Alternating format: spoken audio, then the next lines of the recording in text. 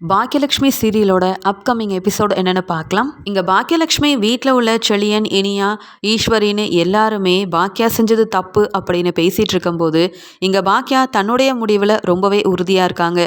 அந்த சமயம் வீட்டுக்கு வந்த கோபியை பார்த்த உடனே ராதிகா ரொம்ப கோபமாக திட்ட ஆரம்பிக்கிறாங்க. கோபி, நீங்கள் செஞ்ச வேலைக்கு நீங்கள் அவமானப்பட்டா பரவாயில்ல, நான் உங்களை கல்யாணம் பண்ண போய் இப்போ நானும் தலை குனிஞ்சு அவமானப்பட்டு நிற்கிறேன். உங்களை பார்க்க எனக்கு பிடிக்கவே இல்லை, என்கிட்ட நீங்கள் பேசவே பேசாதீங்க அப்படின்னு சொல்லிட்டு ரொம்ப கோவமாக ரூமுக்கு போயிடுறாங்க. இங்கே உடனே கோபி நினைக்கிறாரு, ராதிகாவாவது நமக்கு சப்போர்ட்டாக இருப்பான்னு பார்த்தா அவளும் இப்படி பேசிட்டு போகிறாளேன்னு யோசிக்கும் போது ராதிகாவோட அம்மா சொல்கிறாங்க, எல்லாத்துக்குமே காரணம் அந்த பாக்கியா தான் மாப்பிள்ள, அவளால் தான் இப்போ ராதிகா இவ்வளோ கோவமாக இருக்கா. நீங்கள் என்ன அப்படி பெரிய தப்பு செஞ்சுட்டீங்க, ஆனால் ராதிகா தான் உங்களை இப்படிலாம் செய்ய வச்சான்னு சொல்லி இங்கே டிவியில் கூட ராதிகாவை பற்றி என்னென்னமோ பேசுகிறாங்க. அது மட்டும் இல்லாமல் இது எல்லாத்துக்குமே காரணம் பாக்கியா தான். அக்கம் பக்கத்தில் கூட அந்த பாக்கியா உங்களை பற்றி தப்பு தப்பாக சொல்லி வச்சிருக்கா மாப்பிள்ள.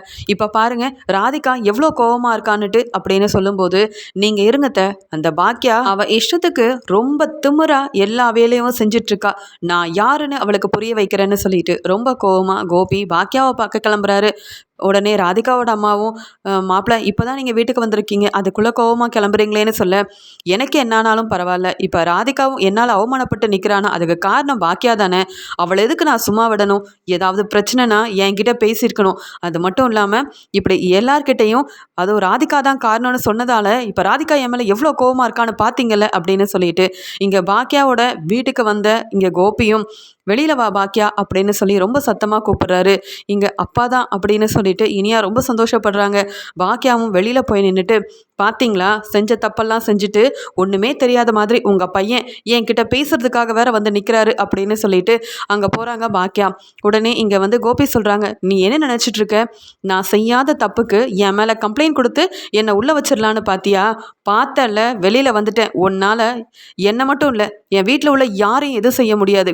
இப்போ நானே இந்த தப்பை செய்யலைன்னு சொல்லிட்டு இருக்கும்போது இந்த தப்பெல்லாம் என்னை செய்ய வச்சதுக்கு காரணம் அதுவும் அந்த ராதிகா தான்னு நீ எல்லார்கிட்டையும் சொல்ல போய் டிவியில் இப்போ எல்லாரும் என்னையும் ராதிகாவையும் பற்றி எவ்வளோ ஒரு மாதிரி பேசுகிறாங்கன்னு உனக்கு தெரியுமா தெரியாதா, இப்படி என் குடும்பத்தை அவமானப்படுத்துறதுக்காக வேணும்னே இப்படிலாம் செஞ்சிட்ருக்கல, நான் உன்னை சும்மா விட மாட்டேன் அப்படின்னு சொல்கிறாரு கோபி. இதை பார்த்த உடனே பாக்கியா சொல்கிறாங்க, சார் கொஞ்சம் அமைதியாக இருங்க, நீங்கள் சத்தம் போட்டு பேசுனீங்கன்னா நீங்கள் செஞ்ச எதுவுமே செய்யலைன்னு ஆகாது. அது மட்டும் இல்லாமல் உங்களை யார் என்னுடைய ஹோட்டல் பிஸ்னஸில் தலையிட சொன்னது, வேணும்னே அந்த ஷெஃப்பை என்னுடைய ஹோட்டலுக்கு அனுப்பி எவ்வளோ பெரிய பிரச்சனை செஞ்சீங்க, நான் நல்லபடியாக வாழக்கூடாது, சந்தோஷமாக அந்த பிஸ்னஸை நடத்தக்கூடாதுன்னு நீங்கள் மட்டும் ஒவ்வொன்றையும் செய்வீங்க, அதுவும் எவ்வளோ பெரிய திட்டம் போட்டு செஞ்சுருக்கீங்க.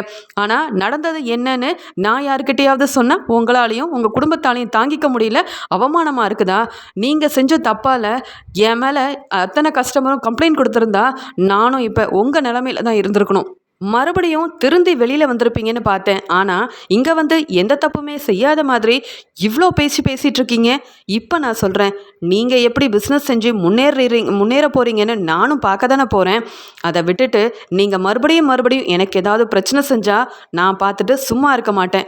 அதை முதல்ல புரிஞ்சுக்கோங்க. நீங்கள் மட்டும் இல்லை, யாராலையும் என் ஹோட்டல் பிஸ்னஸை ஒன்றும் இல்லாமல் செய்யவே முடியாதுன்னு சொல்ல, பாக்கியா இவ்வளோ திமிரா பேசுகிறல்ல, உன் திமிராலேயே நீ ஒன்றும் இல்லாமல் எந்த ஹோட்டல் தொழிலும் இல்லாமல் வீட்டில் எப்பயும் போல் சமையல் செய்ய போகிற, பார்த்துக்கிட்டே இரு, வருமானம் வருது, பணம் இருக்கிற திமிரில் தானே என்ன வேணால் செய்யலான்னுட்டு இவ்வளோ துணிச்சலாக அதுவும் என் மேலே கம்ப்ளைண்ட் கொடுத்து எல்லாரும் பார்க்குறபடி என்னை அவமானப்படுத்திட்டல, என் குடும்பம் இப்போ தலை குனிஞ்சு நிற்கிறாங்கன்னா அதுக்கு காரணமே நீ தான் பாக்கியா, நான் கண்டிப்பாக உன்னை சும்மா விட மாட்டேன் அப்படின்னு சொல்லும்போது உடனே பாக்கியாவும், அதே தான் நானும் சொல்கிறேன், என் ஹோட்டல் வளரக்கூடாது, நான் சம்பாதிக்கக்கூடாது, என் குடும்பத்தோடு நான் சந்தோஷமாக இருக்கக்கூடாதுன்னு நினச்சேன். உங்களையும் நீங்கள் போடுற ஒவ்வொரு திட்டத்தையுமே நான் செயல்பட விடவே மாட்டேன், மறுபடியும் உங்களை கண்டிப்பாக உள்ளே அனுப்புவேன், அதை பார்த்து நான் சந்தோஷப்படுவேன், நீங்கள் தலை குனிஞ்சி அவமானப்பட்டு தான் நிற்க போகிறீங்க, இதே மாதிரி மறுபடியும் ஏதாவது வக்கீல் மூலமாக வெளியில் வந்துடலான்னு மட்டும் கனவுலையும் நினைக்காதீங்க அப்படின்னு இங்கே பாக்கியா சொல்லிடுறாங்க.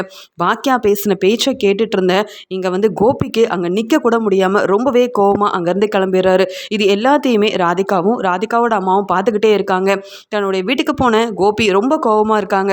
இப்போ கூட அந்த பாக்கியா எவ்வளோ திமிரா பேசுகிறா, தான் செஞ்சது தப்புன்னு கொஞ்சம் கூட நினைக்க மாட்டேங்கிறா. அது மட்டும் இல்லாமல் என்னையே அவள் உள்ளே அனுப்பிட்டால, அவளை எப்படி சும்மா விடுறது, ஏதாவது செஞ்சே ஆகணும். அதான் வக்கீல் சொன்னாரே, இப்போ இந்த பாக்கியா கொடுத்த கம்ப்ளைண்ட்டுக்கு வந்து ஒரே ஒரு ஆதாரம் தான் இருக்குது. அந்த ஷெஃப் ஆனந்த் பாக்கியாவுக்கு சப்போர்ட் செஞ்சு நான் செஞ்சதெல்லாம் சொல்ல போய் தானே நான் இப்போ இந்த நிலமையில இருக்கேன்.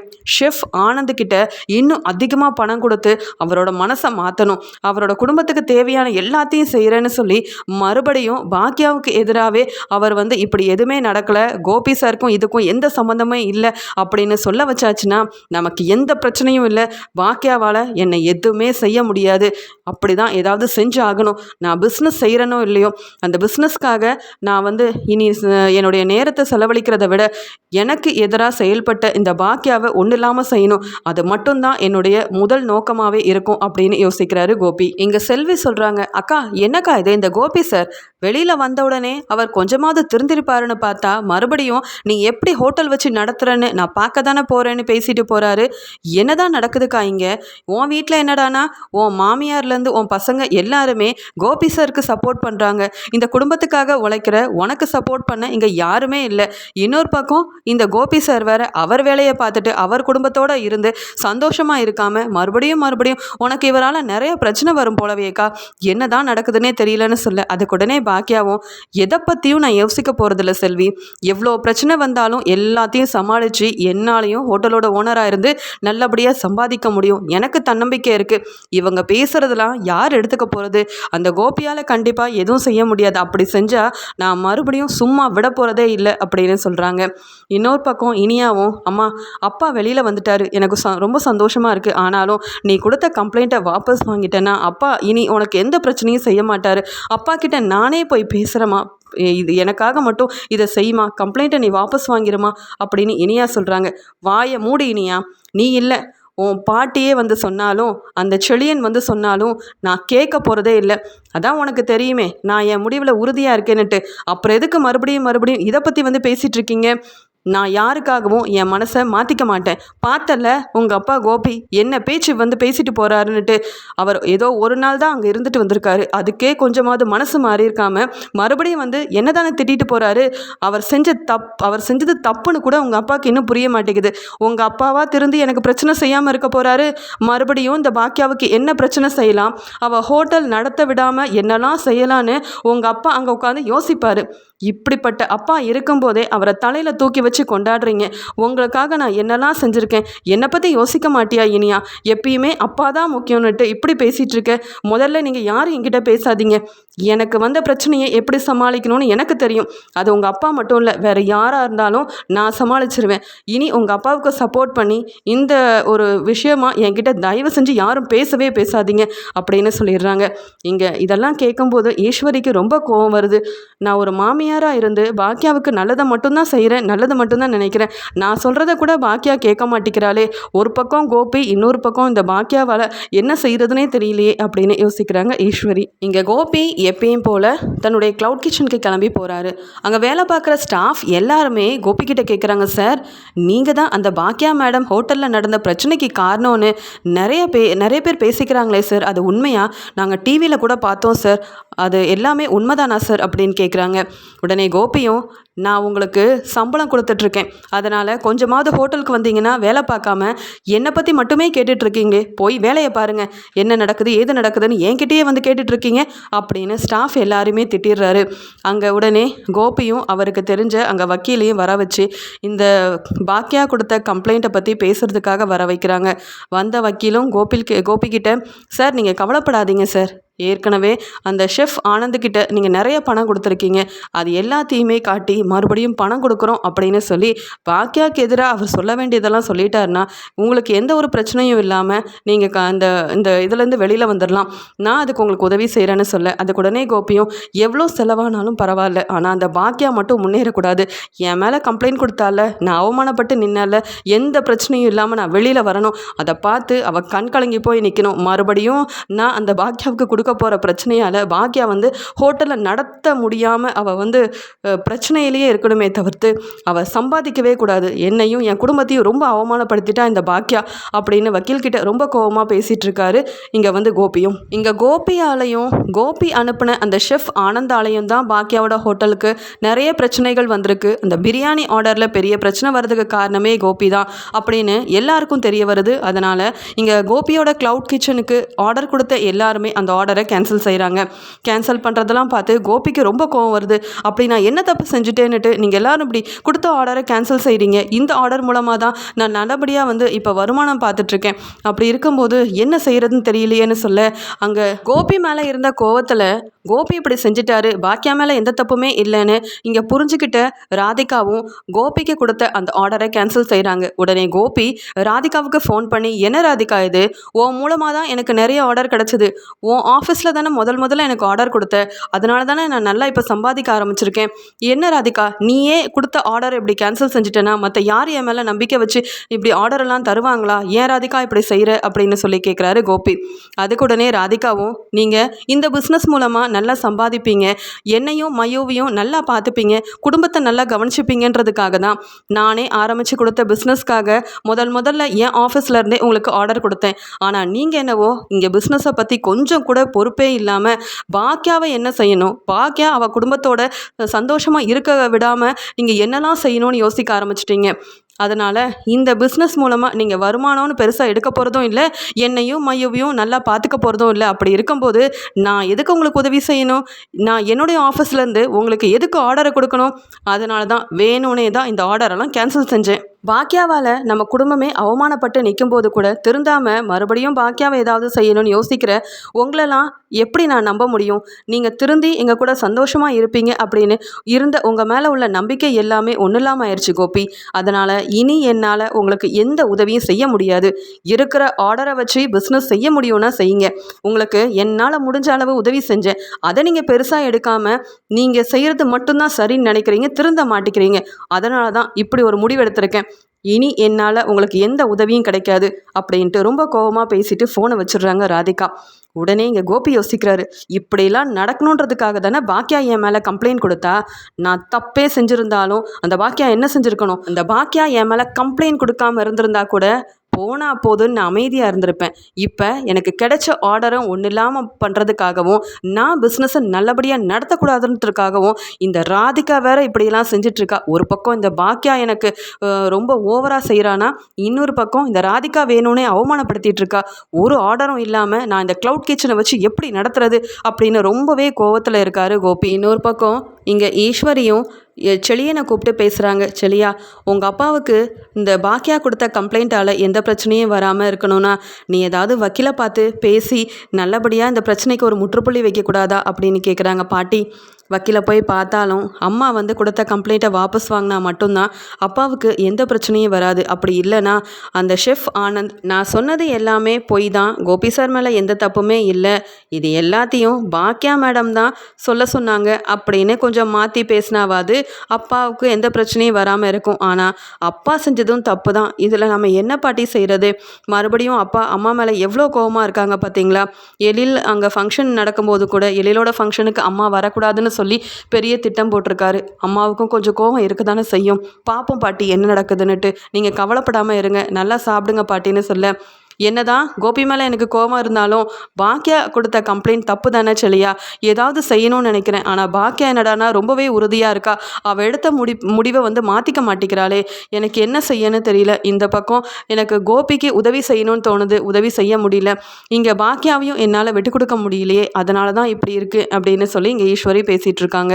இங்கே கோபிக்கு யாரெல்லாம் ஆர்டர் கொடுத்துருந்தாங்களோ அவங்க எல்லாருமே கோபியை பற்றி தெரிஞ்சுக்கிட்டு கோபியோட ஆர்டரை கேன்சல் செஞ்சது மட்டும் இல்லாமல் பாக்கியாவோட ஹோட்டலில் ரொம்ப நேர்மையாக நல்ல வந்து சுவையான உணவை தான் கொடுக்குறாங்கன்னு தெரிஞ்சுக்கிட்டு, அப்போ பாக்கியா மேடம் ஹோட்டலில் எந்த விதமான பிரச்சனையும் இல்லை, அவங்க சமைச்ச உணவுலையும் எந்த பிரச்சனையும் கிடையாது, பிரச்சனை வரணும்னு வேணும்னு இவ்வளோத்தையும் செஞ்சது அந்த கோபி தான் அப்படின்னு தெரிஞ்சதால் பாக்கியாவுக்கு நிறைய ஆர்டர் கிடைக்குது.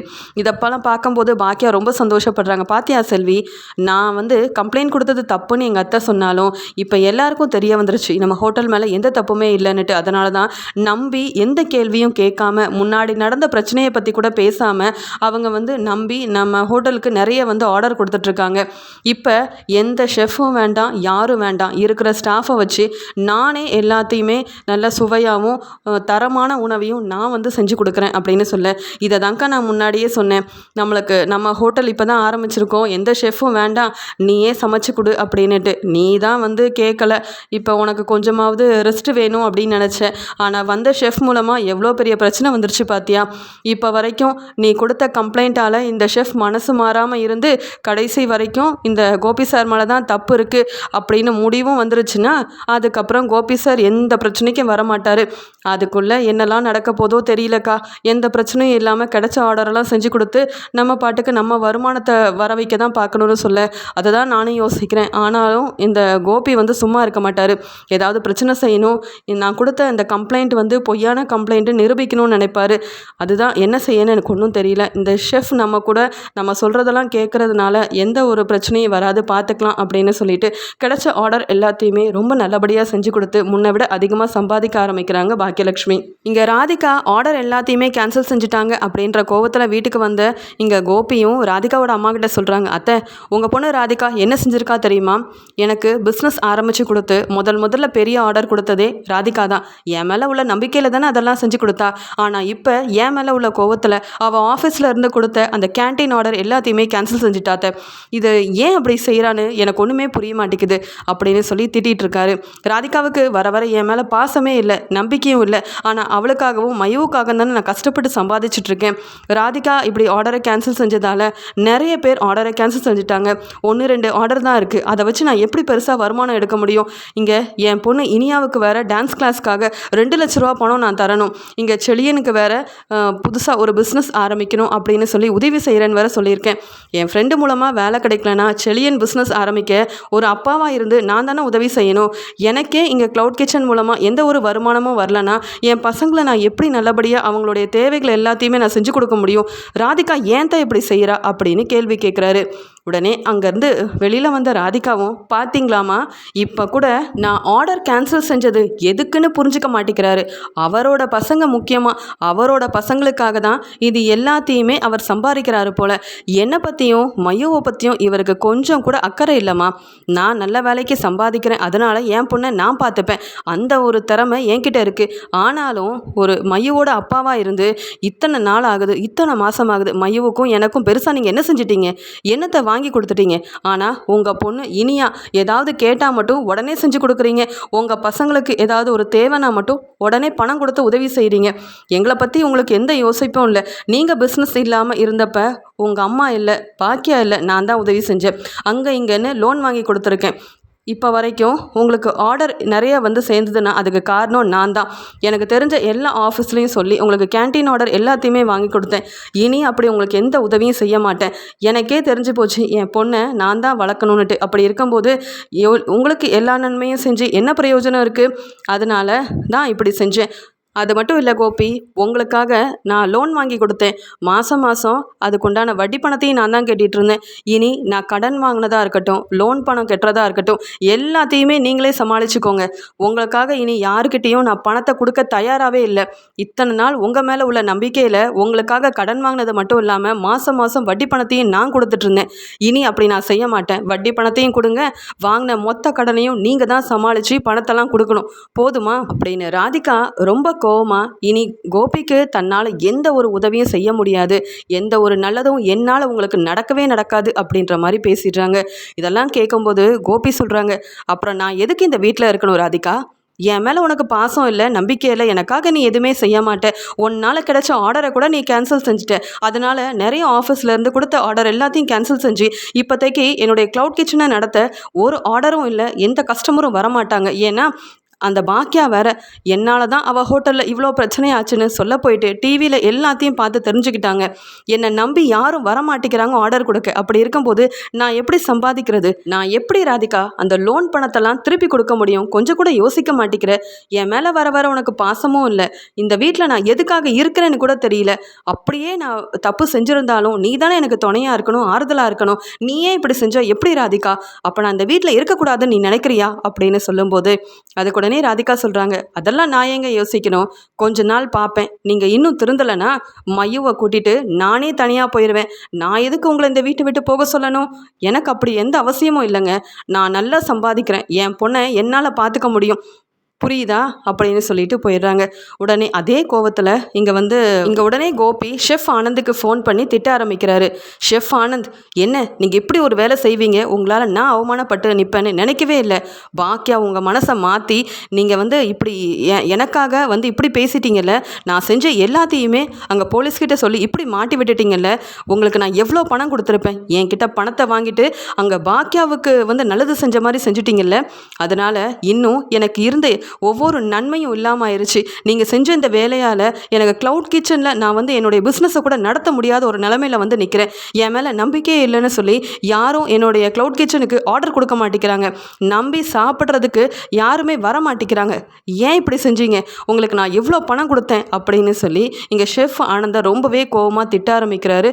இங்கே கோபியும் அதுக்குடனே ஷெஃப் ஆனந்தம், கோபி சார் உங்ககிட்ட நான் பேசக்கூடாதுன்னு நினச்சேன், இருந்தாலும் நீங்கள் இருக்கிற நிலைமையை புரிஞ்சுக்கிட்டு உங்களுக்கு நான் முதல்ல என்ன சொல்லணும்னு நினைக்கிறேனோ அதை நீங்கள் புரிஞ்சுக்கோங்க சார். நீங்கள் செஞ்ச தப்பாலையும் நீங்கள் எனக்கு கொடுத்த பணத்தை வாங்கிக்கிட்டு நான் பாக்கியா மேடம் ஹோட்டலில் செய்யக்கூடாத வேலையெல்லாம் செஞ்சு அவங்களுக்கு நிறைய பண கஷ்டத்தை உண்டு பண்ணேன். அது மட்டும் இல்லாமல் எந்த கஸ்டமரும் அந்த ஹோட்டலில் நம்பி சாப்பிடக்கூடாதுன்றதுக்காக நீங்கள் சொன்ன எல்லாத்தையுமே செஞ்சேன். ஆனால் என் பொண்ணுக்கே இப்படி ஒரு நிலைமை வர்றதுக்கு காரணம் நான் செஞ்ச பிரியாணியால் தான். அப்படி இருக்கும்போது என் குடும்பத்தில் உள்ளவங்க இப்போ அவமானப்பட்டு நிற்கிறதுக்கும் என் பொண்ணு எவ்வளோ ஹாஸ்பிட்டலில் கஷ்டப்பட்டான்றதை பார்த்ததுக்கு அப்புறமா தான் நான் மனசு மாறினேனே தவிர்த்து மற்றபடி பாக்கியா மேடம் சொல்லிலாம் நான் மனசு மாறவும் இல்லை, உங்ககிட்ட பணத்தை வாங்கிக்கிட்டு உங்களை ஏமாற்றணும்னு நான் நினைக்கவும் இல்லை. நான் செஞ்ச பிரியாணியை சாப்பிட்ட என் பொண்ணுக்கே இப்படி ஒரு நிலைமை வந்திருக்குன்னா அப்போ மற்ற கஸ்டமரோட நிலைமையை நான் யோசிக்க வேண்டாம். ஹோட்டலில் சாப்பிட வர எல்லாருமே தரமான உணவை தான் சமைச்சு தருவாங்க அப்படின்னு நம்பி சாப்பிட வராங்க.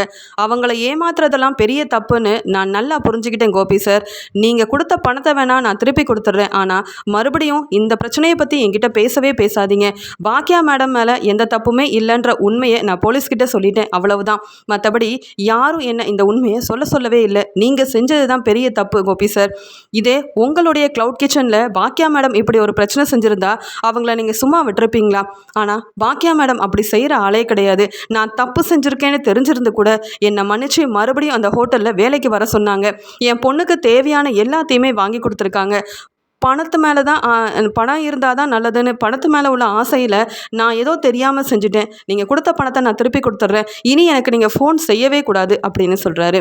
அதுக்கூடனே கோபியும், நீங்கள் கோவப்படாதீங்க, உங்களால் எனக்கு நிறைய வேலை இன்னும் நடக்க வேண்டியது இருக்குதுன்னு ஆரம்பிக்கிறாரு கோபி. அதுக்கூடனே ஆனந்தம், நான் என்ன சார் செய்ய முடியும், நீங்கள் செஞ்ச தப்புக்கு தான் இப்போ நீங்கள் அனுபவிக்கிறீங்க, இதில் உங்களுக்கு என்னால் எந்த உதவியும் செய்ய முடியாது அப்படின்னு சொல்லும்போது ஷெஃப் ஆனந்த், இன்னும் உங்களுக்கு அதிகமாக பணம் கொடுக்குறேன், உங்கள் குடும்பத்துக்கு தேவையான எல்லாத்தையுமே நான் செய்கிறேன், ஆனால் இந்த பாக்கியாவோட ஹோட்டலில் நடந்த பிரச்சனைக்கும் எனக்கும் எந்த சம்மந்தமே இல்லை. பாக்கியா வேணும்னு தான் பணத்தை கொடுத்து என் மனசை மாற்றி இப்படி கோபி சார் தான் இதெல்லாம் செய்ய வச்சாருன்னு சொன்னதே இந்த பாக்கியா தான் மட்டும் நீங்கள் சொல்லிட்டீங்கன்னா அதுக்கப்புறம் நான் இந்த பிரச்சனையிலேருந்து வெளியில் வந்துடுவேன்.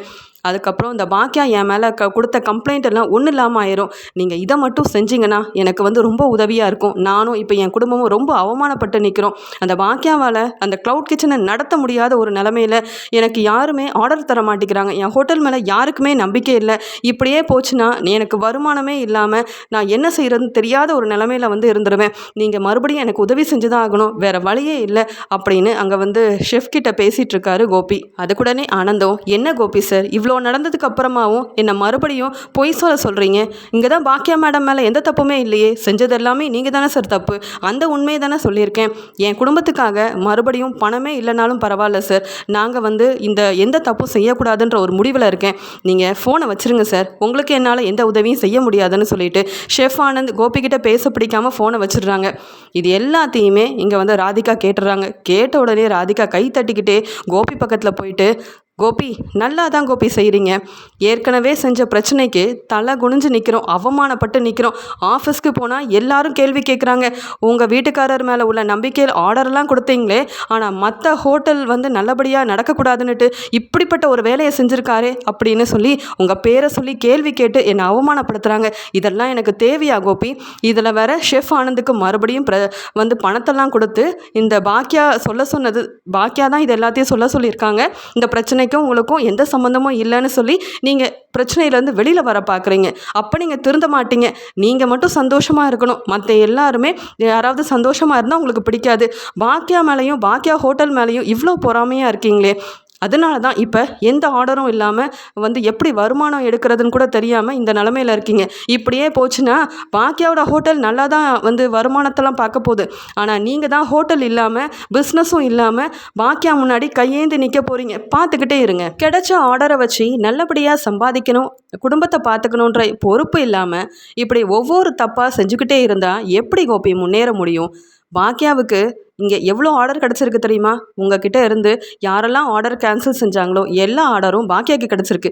ஏன்னா பாக்கியா எந்த தப்பும் செய்யலை.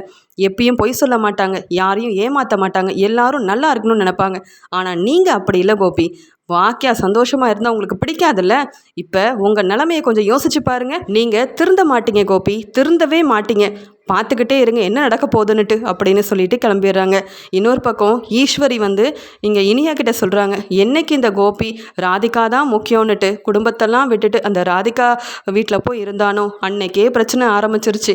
எல்லாத்துக்குமே காரணம் இந்த ராதிகா தான். கோபி நம்ம கூடயே இருந்திருந்தா எந்த பிரச்சனையுமே வந்திருக்காது அப்படின்னு சொல்லிட்டு இருக்கும்போது உடனே இனியா ரொம்ப கோவமாக இங்கே கோபியோட வீட்டுக்கு கிளம்பி போகிறாங்க.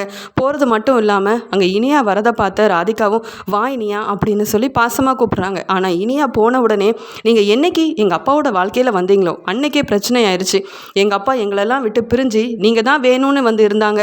இத்தனை நாள் எங்கள் அப்பா இல்லாமல் நாங்கள் கஷ்டப்பட்டோம். இப்போ எங்கள் அப்பா எங்களுக்கு உதவி செய்கிறாரு, எங்களை நல்லா பார்த்துக்கிறாரு. ஆனால் எங்கள் அப்பா கோபிக்கு இவ்வளோ பெரிய பிரச்சனை வருதுன்னா அது எங்கள் அப்பாவோட வாழ்க்கையில் நீங்கள் வந்ததுக்கு அப்புறமா தான். நீங்கள் வராமல் இருந்திருந்தா கூட எங்கள் அப்பா கூட சேர்ந்து சந்தோஷமாக நாங்கள் ஒரே வீட்டில் இருந்திருப்போம் அப்படின்னு ரொம்ப கோவமாக இனியா பேசுகிறாங்க. இதை கேட்ட ராதிகா ஒரு முடிவெடுக்கிறாங்க. இந்த கோபியால் நானும் மையவும் சந்தோஷமாகவே இல்லை. அப்படி இருக்கும்போது கோபி அவர் குடும்பத்தோட சந்தோஷமாக இருக்கட்டும். நான் எதுக்காக இந்த கோபி கூட இருக்கணும்? இந்த இனியாலாம் இப்படி பேசுகிற ஒரு நிலைமைக்கு என்னை கொண்டு நிப்பாட்டிட்டாரு கோபி. இனி கோபியும் வேண்டாம், எனக்கு யாரும் வேண்டாம் அப்படின்னு ஒரு முடிவெடுத்துட்டு மயு கூட நான் தனியாகவே இருந்துக்கிறேன் அப்படின்ற ஒரு முடிவெடுக்கிறாங்க இங்கே ராதிகாவும். இனியா பேசின பேச்சாலையும் ஏற்கனவே கோபி மேலே இருந்த கோவத்தாலையும் ராதிகா இப்படி ஒரு முடிவெடுத்ததால் ராதிகாவுக்கு சொல்லி புரிய வைக்க முடியாமல் இங்கே கோபி என்ன செய்யனே தெரியாமல் திருன்னு முழிக்கிறாரு.